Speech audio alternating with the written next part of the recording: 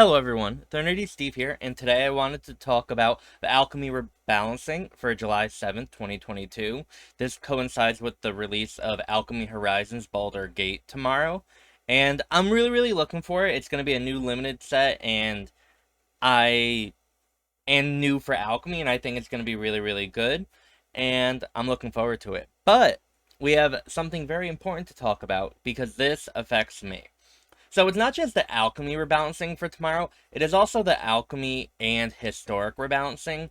And we have to look at Cauldron Familiar, and a card that is near and dear to my heart. I have probably activated this more than 99.9% of people on Arena. And so Cauldron Familiar is a card about part of the Cat Oven deck in Food in Historic. And it has, as we see below, it's been a really powerful and potentially a somewhat oppressive strategy in Historic. So they nerfed it. And so now Cauldron Familiar has a ability which reads, Cauldron Familiar can't block.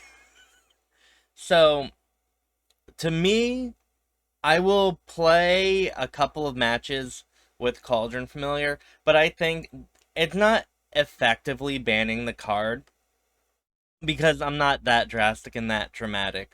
But I do think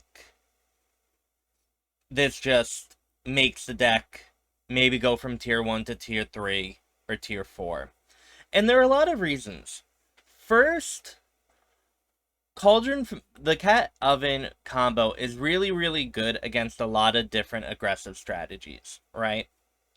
And one of the things about these aggressive strategies, like why we were really good, right, is if you have a Cauldron Familiar out on the battlefield with a Witch's Oven, you can block a creature, sack it to the Witch's Oven, and you have the Cauldron Familiar in your graveyard and the food on the battlefield, and then you can repeat that next turn. Every time you do that, you drain your opponent for 1 life, right? But that means your opponent has to commit more in general, more than one creature to get through your Cauldron Familiar wall. And so it's requiring them to put a lot of resources to actually start to not only deal damage to you, but to make you lose life, because every Cat Oven loop is just you're draining and gaining life for your opponent. So it forces your opponent to have a lot more things on the battlefield to actually deal damage to you, right? And that's part of why it was so good against different aggro strategies. Now anything with flying or really trample, or a lot of the green evasion where it can't be blocked by creatures with power 2 or less, right? Those were still good against Cauldron Familiar. But now Cauldron Familiar just isn't good against humans, against mono red, right? There are a lot of aggressive strategies that now it can't block with, right? And what also makes it worse in Historic, because Cat Oven was so good against different aggressive strategies, right? If we still maybe only saw Phoenix or Blue-White Control, maybe this wouldn't be as such a damning change. However, because Cat Oven gets worse, the decks that lost to Cat Oven become much more popular and much better, right? So not only are we going to be seeing more aggressive decks, which we could compete with, but now those specific aggressive decks that we're seeing were worse against them, right? So this change is like a two-found compound, which kind of makes it very bad. And I would be really shocked. I think maybe in the Rakdos Sacrifice decks, maybe it will see play, but I just think it now becomes way too narrow of a card for it to be really good. I think maybe in specific strategies and matchups it's okay, but I think as a general thing, its food's just going to be really bad. if I were to have nerfed it, right? Because obviously nerfing is better than banning the cat oven combo outright, right? At least you can still play. You can still play food. You can still play in Rakdos Sack. You can still play in Jund, right? So it's still playable. But what I would have done was remove the gaining life from the Cauldron Familiar so it could still block. And I think what that would do is it still allows the Cauldron Familiar to deal damage to your opponent. So it does have a clock increase, which is part of the appeal, but because when you chump with it and you're not gaining that life, you're not forcing your opponent to commit that many resources, right? You're not stalling the game by gaining life, like you're not able to do it infinitely, right? It's just there as a chump blocker. And I think that still encourages the spirit of the witch's oven and keeps a lot of the power without a lot of the, some might say, even annoying repetitive gameplay, because since you're not gaining life, you're doing it less. There is a clock on your life total that you are not expanding upon, if that makes sense, right? If your opponent deals 1 damage to you, if the Cauldron Familiar isn't gaining you life, you will die, right?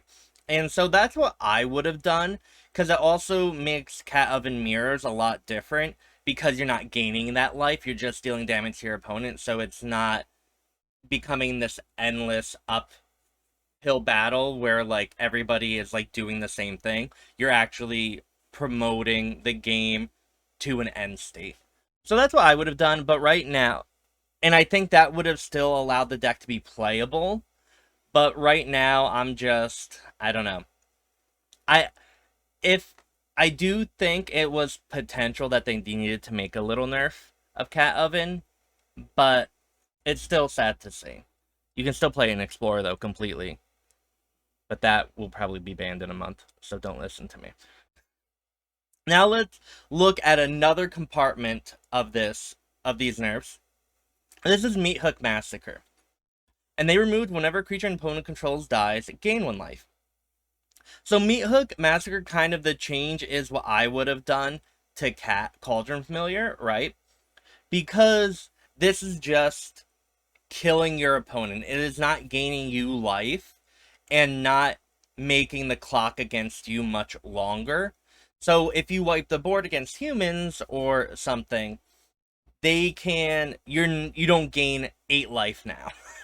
Right? So, and you won't continue to gain life whenever you kill stuff. So it just really, really nerfs a lot of the appeal of Meathook Massacre. Because one of the things why it was so powerful, right, was it's a board wipe, but then you kind of set the clock back against you a couple of turns, so you have much more time to rebuild, and now that's no longer applicable. And it is worth noting, while Cauldron Familiar can be an alchemy via a spellbook, Meathook Massacre is also much largely popular in there, so this is going to affect alchemy as well. And make aggressive strategies much more powerful in there. And also, they even said Cauldron Familiar and Meathook Massacre have shown themselves to be too strong versus conventional creature-based decks in Historic. Cauldron Familiar effectively shuts down creature combat, and Meathook Massacre punishes the opponent for trying to build a board state to get around Cauldron Familiar. We're hoping these 2 changes make other creature-based decks more competitive against food. And again, that's kind of the thing. So, like, Cauldron Familiar, your opponent would need 2 creatures to start dealing damage to you, and because of Cauldron Familiar gaining life, they kind of need 3 to put any clock on you. Then once you have 3, you could Meathook and it resets everything. So that makes sense. I do think effectively it shuts down creature combat isn't necessarily true. I know against a lot of different decks it can, but you know, against any deck with trample, so one of the reasons mono green was good against us, right, was if you don't get a Ravenous Squirrel in Historic, mono green, you just literally couldn't block any mono green creature effectively, so that would die. Cauldron Familiar also can't block creatures with flying, right? So there are there were ways to kind of, get around Cauldron Familiar, but it did push out Merfolk. I think is really, really important. What we were able to, how our deck was really good against Merfolk, and I think it still was good against Mono Green or Mono Red. I'm sorry, because you could also gain a lot of life and chump block a lot of stuff, and those decks get a lot better. But I don't think it effectively shut down all creature combat. It just, if you want to attack in Historic, make sure your creatures have trample or flying. That's not hard to ask for. Speaking of flying, and also, I'm kidding a little bit. Don't worry. But also, now we have Dragon Rage's Channeler, which is whenever you cast a spell, Surveil. So you look at the top card of your library, you can put it into your graveyard if you want. And then this also has Delirium, where as long as there are 4 or more card types among cards in your graveyard, it gets +2/+2 flying and attacks each combat if able. I said +2/+2 because that's the real life version. In this version, it gets +2/+0. So it makes it a lot less powerful creature on the defense. And I think this is fine. Unlike the cat in Cat Oven, I think this nerf for Dragon Rage Channeler, it's still gonna see play in Phoenix. It will still be a very popular deck. You're not blocking a lot of time with it, so it makes it a little easier to kill in some situations and a lot less resilient. And I think that's just kind of what it needed to be. I think it's not a very, very heavy nerf, and it still plays well in the type of deck that's gonna be in. So I think it's fine. And again, this card may have been a little too oppressive as well, and I think this is great. But with the combination of the Unholy Heat nerf, which deals 2 damage to target creature or planeswalker, and deals 6 if you have Delirium, now only deals 4 if you have Delirium, which is 4 more card types among cards in your graveyard. These two were often played in decks together because the Dragon Rage Channeler makes Delirium a thing. And I didn't hate Unholy Heat. It was a very, very powerful spell. A lot of times it was 1 mana, deal 6 damage, or 1 damage, destroy target creature or planeswalker. And obviously it was the best form removal it could be. It was really, really good against a lot of different strategies, but I never felt it was too powerful. But, I don't mind this change at all. The difference between 4 and 6, it'll still probably see play, nowhere near as much as it did, but I'm fine with it. I think it leaves room for other removal in Historic to start seeing play, so that's fine. And now we have Winoda Joiner of Forces. There we go. Which is now unbanned. And now it triggers whenever 1 or more non-human creatures you control attack, instead of for each non-human creature you control attacks. I think this is probably a really, really great change for Winoda. A lot of the problem with Winoda was it was a kill on sight card, or you would just die. And this now only gets 1 creature a turn. It's not going to get 3 or 4. And I think that just puts it in a lot better play-wise position and makes the games a lot less either you live or die. There's going to be some interaction there. So I'm fine. I think it will be played in Historic. I don't think it will be anywhere near as oppressive as it was. So I'm actually kind of excited as a very, very vocal Winoda hater. I'm okay with this. And then we have the elephant in the room, or the element in the room, Grinning Ignis, which is now banned from Alchemy. So a lot of people, this card, first of all, let me tell you why this card needed to go. So Grinning Ignis is a reprint, actually, from Strixhaven. I think it may have originally been in Future Sight, something like that. But you pay 1 red mana, return it to your hand to add 3 mana. Activate only as a sorcery. So with Grinning Ignis, you can kind of just cast it over and over again, costing you 1 mana. Now, with Burgi or the new Alchemy card Racketeer boss, you could make it so that Grinning Ignis was free every turn you cast it. Burgi would either add 1 red mana every time you cast a spell, and Racketeer boss makes it make a treasure. So instead of losing a mana with Grinning Ignis every loop, you can do it for free as much as you want. That combined with Cabaret Revels, whenever you cast a creature spell, you seek a creature card with lesser mana value, then put it on the battlefield. You can basically search out you can cast Grinning Ignis any number of times a turn and search out your entire deck with Cabaret Revels and win the game on a spot with a lot of life gain triggers and Dina, which is whenever you gain life, you deal 1 damage to your opponent, or just build up a very, very, very huge board of a bunch of big creatures that are gaining you life every time something comes into play, and then get bigger every time you gain life. So you can get like a Voice of Reasons or Trelasara to be a 40/40 on turn 4 or 5, right? And this card needed to go. It just wasn't a fun combo. It wasn't very interactive. You could beat it, I think, fairly easily if you wanted to, in very, very a heavy removal deck. But it just like wasn't a fun deck to be popular and to be good in a format.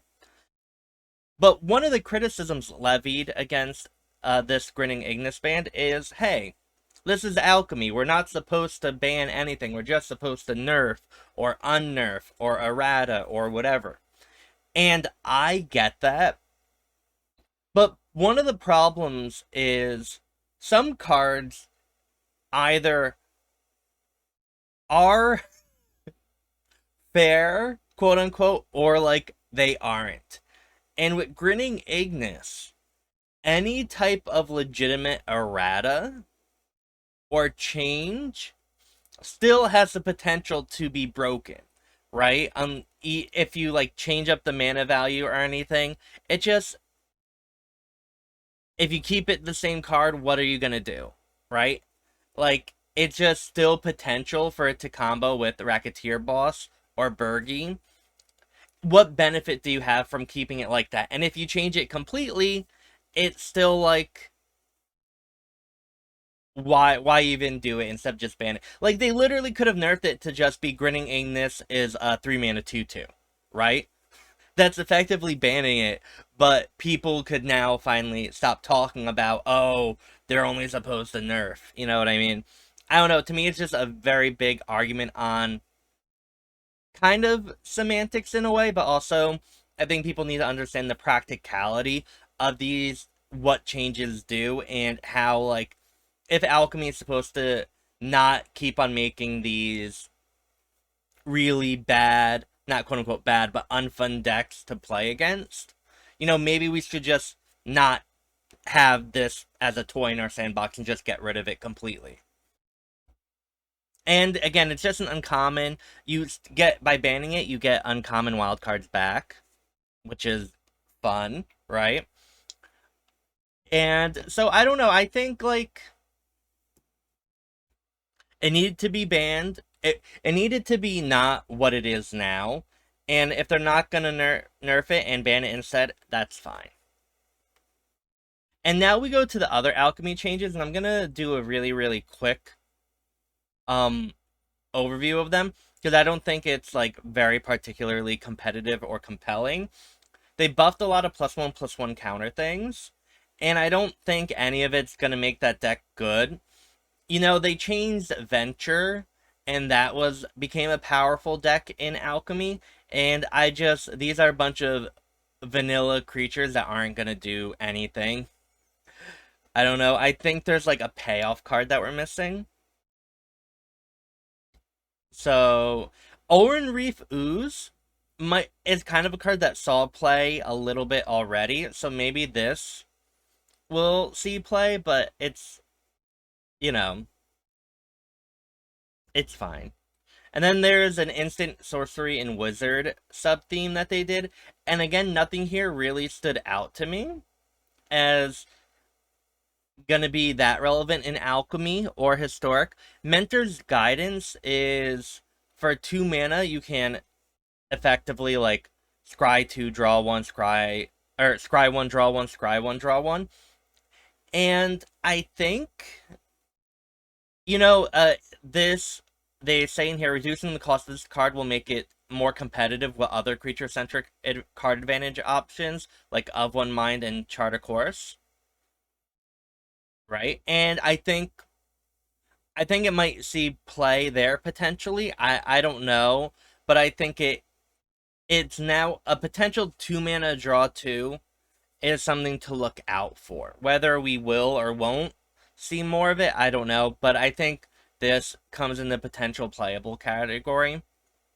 They they increased the starting loyalty of Rowan and Will, and I don't know, I don't think changing it makes these cards any more playable right now.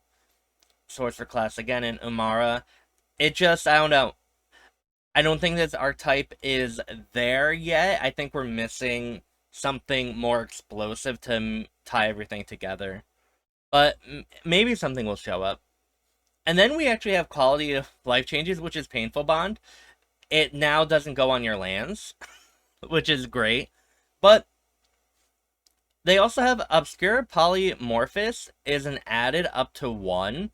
So it exiles up to 1 target creature an opponent controls, or up to 1 target creature, and its controller seeks a creature card.